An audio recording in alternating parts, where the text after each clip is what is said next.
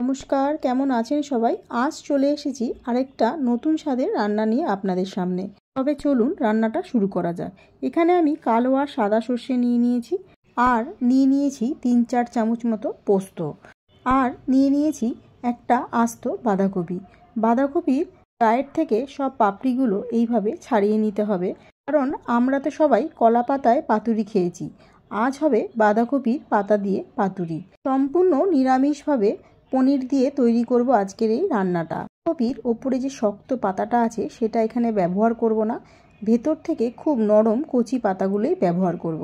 তার জন্য খুব ধৈর্য ধরে আস্তে আস্তে বাঁধাকপির সব পাতাগুলোকে ছাড়িয়ে নিতে হবে। এইভাবে সময় খুব তাড়াহুড়ো করলে পাতাগুলো সব ছিঁড়ে যাওয়ার সম্ভাবনা থাকতে পারে, আর পাতাটা যখন আমরা নেব তখন যদি কোনো মোটা অংশ থাকে সেটাকে এইভাবে কেটে বাদ দিয়ে দিতে হবে। আর এখানে সর্ষেটা আমি 2-3 ঘন্টা আগে ভিজিয়ে রেখেছিলাম। অল্প পোস্ত বাটতে যেহেতু খুব বেশি ঝামেলা হয়, সেহেতু এই পোস্তটা আমি শুকনোই প্রথমে বেটে নেব, তারপরে বাটা হয়ে গেলে জল দিয়ে আবার একটু বেটে নেব। এতে করে পোস্ত বাটাটা যেমন সুবিধা হয়, খুব তাড়াতাড়িও কাজটা হয়ে যায়। এখানে সবকটা পাতা আমাদের খুব ভালোভাবে ছাড়ানো হয়ে গেছে, আর এখন গ্যাসে একটা কড়াই বসিয়ে দিয়েছি। তার মধ্যে দিয়ে দিলাম খানিকটা জল, আর দিয়ে দিচ্ছি সামান্য একটু নুন। এবার নুনটা একটু জলের সাথে মিশিয়ে নিয়ে জলটা যখন গরম হয়ে আসবে তখন তার মধ্যে দিয়ে দেব ছাড়িয়ে রাখা বাঁধাকপির পাতাগুলো। গরম জলের মধ্যে পাতাগুলোকে খুব ভালোভাবে আমরা সেদ্ধ করে নেব। একটু সময় নিয়ে এপিট ওপিট করে উল্টে পাল্টে ভালোভাবে পাতাগুলোকে সব সেদ্ধ করে নিতে হবে। ওইদিকে যতক্ষণ পাতাগুলো সেদ্ধ হচ্ছে ততক্ষণের মধ্যে পনিরটাকে আমরা রেডি করে নেব। এখানে কিছুটা পরিমাণে পনির নিয়ে নিয়েছি, আর পনিরটাকে হাতের সাহায্যে ঠিক এইভাবে একদম গুঁড়ো করব না, মাঝারি একটু এইরকমভাবে গুঁড়ো করে নেব। এদিকে শুকনো খোলায় বেটে নেব এখন পোস্তটা। পোস্তটা বাটা হয়ে গেলে এইবার এখন বেটে নিচ্ছি সর্ষে। তার মধ্যে দিয়ে দিচ্ছি 2টো কাঁচা লঙ্কা আর একটু নুন। সকলেই জানি সর্ষে যদি তেতো থাকে তাহলে নুন আর কাঁচা লঙ্কা দিয়ে বেটে নিলে তার তেতো ভাবটা কেটে যায়। এদিকে বাঁধাকপির পাতাগুলো সব মোটামুটি খুব ভালোভাবে সেদ্ধ হয়ে গেছে, এখন তুলে নিচ্ছি। এবারে ম্যাশ করে রাখা পনিরটার মধ্যে একে একে সব মশলাগুলো আমরা খুব ভালোভাবে মিশিয়ে নেব। প্রথমে দিয়ে দিচ্ছি পরিমাণ মতো নুন। প্রথমেই নুনটাকে খুব বেশি পরিমাণে ব্যবহার করব না, এতে নুন কাটা হতে পারে, পরে যদি লাগে আবার একটু ব্যবহার করা যাবে। এবারে দিয়ে দেব 4-5 চামচ মতো সর্ষে বাটা, আর দিয়ে দেব 4-5 চামচ মতো পোস্ত বাটা।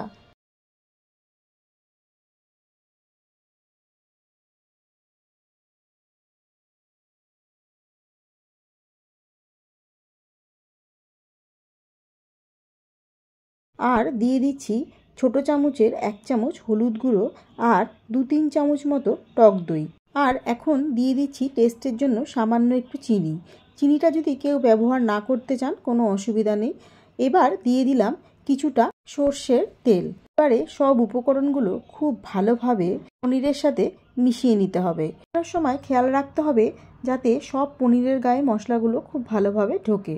এখানে নিয়ে নিয়েছি সেদ্ধ করে রাখা বাঁধাকপির পাতাগুলো।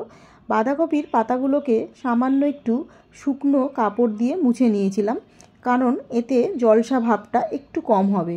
এবারে এক একটা পাতাকে ঠিক এইভাবে হাতের মধ্যে ধরে পোস্ত, সর্ষে আর পনিরের মিশ্রণটাকে দিয়ে এইভাবে হাতের সাহায্যে খুব ভালো করে মুড়িয়ে নিতে হবে। ঠিক কলা পাতার মধ্যে মুড়িয়ে যেইভাবে আমরা পাতুরিটা তৈরি করি ঠিক ওইভাবেই মুড়িয়ে নিতে হবে। এখানে শুধু একটাই পার্থক্য, কলা পাতাটা আমরা খেতে পারি না, কিন্তু এটা যেহেতু বাঁধাকপির পাতা দিয়ে এইভাবে করা হয়েছে এটা পুরোটাই খাওয়া যাবে। পাতাগুলো মোড়ানোর পর এইভাবে টুথপিক দিয়ে গেঁথে দিলেই রেডি হয়ে যাবে আমাদের কলা পাতার মতো বাঁধাকপি পাতার পাতুরি। আমি এখানে আপনাদের দু রকমই দেখাবো।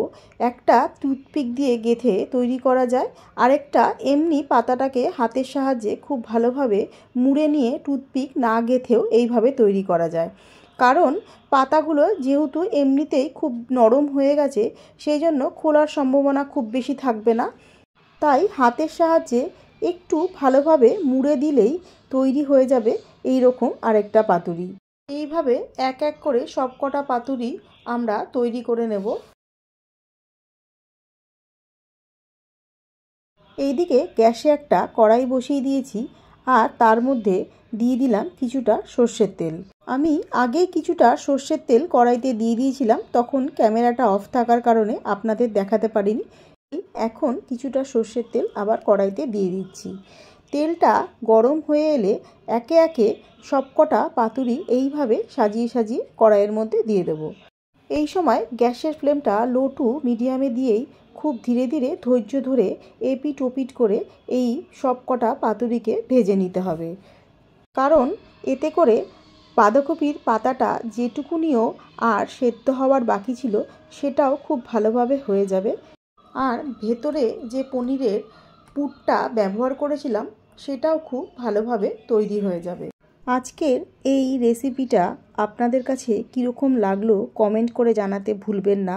যদি ভালো লেগে থাকে বাড়িতে একবার ট্রাই করে দেখতে পারেন। আমার মনে হয় আপনাদের কাছেও খুবই ভালো লাগবে। মোটামুটি সবকটা পাতুরি রেডি হয়ে গেছে, এবার নামিয়ে নেব। আর এখানে আমি আপনাদেরকে দেখিয়েও দেব কীরকম হলো আজকের এই পনির আর বাঁধাকপির পাতার পাতুরি। তৈরি হয়ে যাওয়ার পর দারুণ সুন্দর একটা গন্ধই বলে দিচ্ছে কীরকম হয়েছে রান্নাটা আজকের। আপনাদের আমি ঘ্রাণেনও অর্ধভোজনং এই কথাটা নিশ্চয়ই সবাই জানেন, কিন্তু ঘ্রাণটা হয়তো আপনাদের কাছে আমি পৌঁছাতে পারলাম না। রান্নাটা আপনাদের কাছে পৌঁছে দেখালাম দূর থেকেই। আপনাদের কি মনে হচ্ছে কতটা ভালো হয়েছে? ভালো বা খারাপ কীরকম কি হলো প্লিজ কমেন্ট করে জানাতে অবশ্যই ভুলবেন না। আজ তবে এই পর্যন্তই। সবাই খুব ভালো থাকবেন আর সুস্থ থাকবেন।